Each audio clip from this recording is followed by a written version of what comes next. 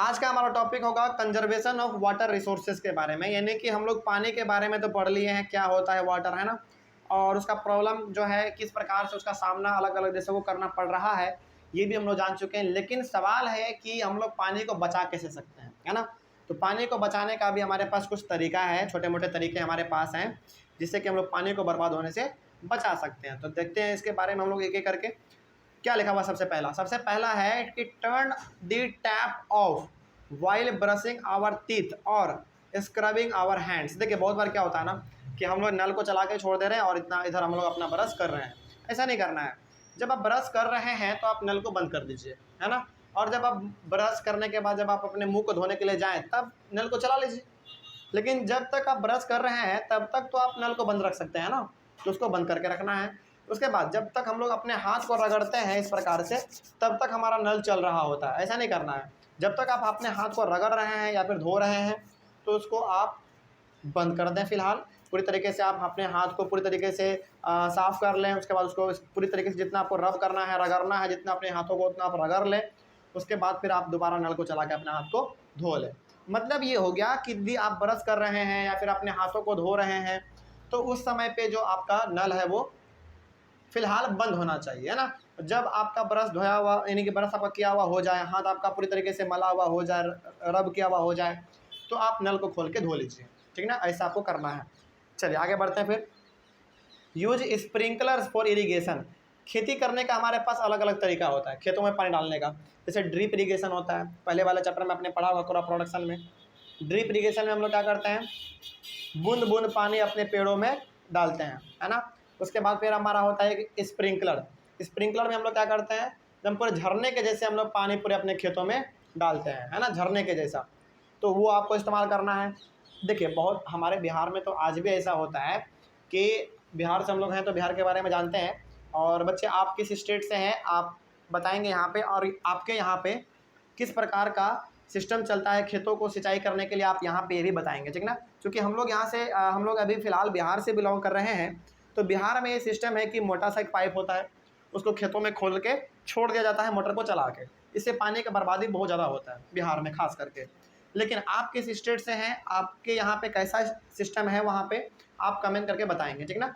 लेकिन हाँ आप कमेंट कीजिएगा ज़रूर। लेकिन जो बुक में लिखा हुआ है फिलहाल हम लोग थोड़ा सा इसके बारे में पढ़ लेते हैं ना, देखा जाए तो। स्प्रिंकलर ऐसा सिस्टम होता है जहाँ पे कि हम लोग झरने के रूप में पूरे खेत में पानी को देते हैं। इससे ये होता है कि पानी जितना खेत को चाहिए होता है उसको मिल जाता है, साथ ही साथ पानी का हमारा बचत भी हो जाता है ना। चलिए तो आप कमेंट करके बताएंगे कि आपके यहाँ पे कौन सा सिस्टम चलता है, ड्रिप वाला इरीगेशन ड्रिप इरीगेशन या फिर स्प्रिंकलर इरीगेशन, या फिर जो नॉर्मल सी मोटा सा पाइप होता है उसको खोल के खेतों में रख देना, पानी चल रहा है बह रहा है, उससे कोई मतलब नहीं है। इस प्रकार से आपको कमेंट करके बताना है, ठीक ना। चलिए आगे बढ़ते हैं फिर।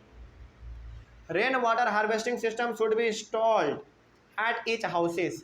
रेन वाटर हार्वेस्टिंग सिस्टम क्या होता है, देखिए रेन वाटर हार्वेस्टिंग सिस्टम का मतलब ये हो गया कि आपके छत पे जितना भी बारिश का पानी इकट्ठा होगा उसको पाइप लगा के आप किसी एक गड्ढे में इस्तेमाल कर लीजिए, उसको वहाँ पे स्टोर कर लीजिए। यानी कि आपका जो छत है पूरा, उस छत पे जो बारिश का पानी आएगा एक पाइप लगाइए छत के ऊपर और उस पाइप को डायरेक्टली नीचे ज़मीन में छोड़ दीजिए। ज़मीन में आपको करना क्या है, एक बड़ा सा गड्ढा लेना है, गड्ढा आपको एकदम पूरा खोद लेना है। उस गड्ढे में आपको बारिश का पानी जो छत में आपका इकट्ठा हुआ है उसको वहाँ पर डाल देना है पाइप के थ्रू। यही हमारा कहलाता है रेन वाटर हार्वेस्टिंग सिस्टम। अब जो पानी आपने स्टोर किया है ज़मीन में नीचे गड्ढा खोद के, उस पानी का इस्तेमाल आप चाहें तो खेतों में कर सकते हैं, या फिर आप चाहें तो उसको अपने यदि आपके पास कार है गाड़ी है तो उसको आप धोने में इस्तेमाल कर सकते हैं, है ना। जो भी आपका इस्तेमाल हो उस पानी का आप इस्तेमाल कर सकते हैं। तो इसलिए ये होगा कि आपका जो रेन वाटर है वो आपका इस्तेमाल में आ जाएगा, साथ ही साथ आपका पानी का बचत भी हो जाएगा, है ना। चलिए तो आप ये कर सकते हैं पानी को बचाने के लिए। आगे क्या है, फिक्स लीकिंग पाइप्स। देखिए बहुत बार क्या होता है ना कि पाइप लीक कर जाता है, पानी पाइप से गिर रहा है, कोई उस पर ध्यान ही नहीं दे रहा है। तो वो लीकिंग वाला जो पाइप है जो लीक कर रहा है उसको आपको ठीक करना है ना, उसको ठीक करना है ताकि पानी बर्बाद ना हो सके।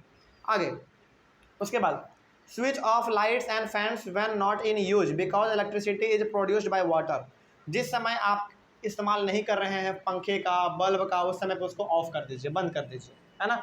जैसे बहुत बार क्या होता है ना कि हम लोग घर से बाहर जाते हैं तो फैन चल रहा है फिर से बल्ब भी जल रहा है, ऐसा नहीं करना, उसको आपको बंद कर देना है। क्योंकि कहीं ना कहीं पानी का इस्तेमाल होता है किसको बनाने के लिए, बिजली को बनाने के लिए। तो बिजली का आप जितना बचत करेंगे उतना ही आपका पानी का भी बचत होगा। तो आपको क्या करना है, फ़ैन को या फिर आपका यदि फ्रिज है या फिर आपका बल्ब है या फिर आपका टीवी है, तो इन सारी चीज़ों को आपको ऑफ़ करके जाना है बाहर से, या फिर जब उसका आप इस्तेमाल ना कर रहे हो तो उसको आप बंद कर दीजिए, ऑफ़ कर दीजिए कहीं, क्योंकि कहीं ना कहीं हमारा जो है बिजली बनता है किससे है, पानी से बनता है। तो पानी आप बचाएंगे तो ऑब्वियस सी बात है कि आने वाला जनरेशन उसका इस्तेमाल उसी तरीके से कर पाएगा, है ना, और हर कोई खुशहाली का जीवन जी पाएगा। तो यहाँ से आपने सीख लिया कि किस प्रकार से हम लोग पानी का बचत कर सकते हैं। और यदि आपसे एग्जाम में पूछे तो आप ये 5 पॉइंट भी लिख देते हैं ना, तो आपको पूरे के पूरे नंबर मिलने के संभावना हैं। समझ गए बात को? चलिए, तो यहाँ पे हम लोग वाटर टॉपिक को पूरी तरीके से ख़त्म कर चुके हैं, और अगले वाले क्लास से हम लोग स्टार्ट करेंगे अपना जो इम्पोर्टेंट टॉपिक था हमारा, उसमें से natural vegetation and wild life के बारे में हम लोग अगले वाले क्लास में स्टार्ट करेंगे, ठीक ना। तो ये चैप्टर मेनली हमारा जो था वो 4 अलग अलग टॉपिक के बारे में था। पहला लैंड था, उसके बाद सॉइल था, उसके बाद वाटर था, उसके बाद फिर हमारा natural vegetation and wild life था। तो 3 टॉपिक हम लोगों ने पूरी तरीके से ख़त्म कर लिया है। अगले वाले क्लास में हम लोग करेंगे natural vegetation and wild life के बारे में। आई होप आपको समझ में आ गया होगा यहाँ तक। फिलहाल यहाँ तक में यदि आपको कोई डाउट हो तो आप एक बार कमेंट कर लीजिएगा और आपके कमेंट का जवाब दिया जाएगा, ठीक ना। चलिए, तो मिलते हैं फिर हम लोग अपने अगले वाले क्लास में। तब तक के लिए thank you very much and have a nice day.